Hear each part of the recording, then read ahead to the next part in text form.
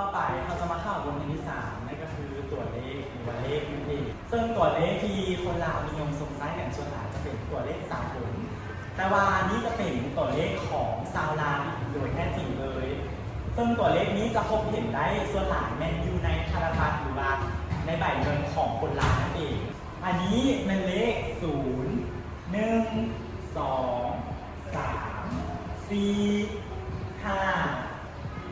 6 7 8 9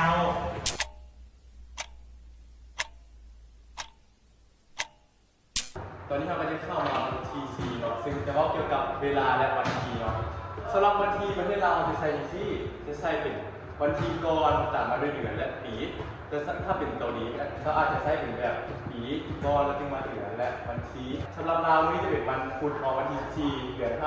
5/2025เนาะและโมงเนาะเขาจะว่าเป็นที่ถ้าว่าจะเป็นโมงตรงจะหมายถึง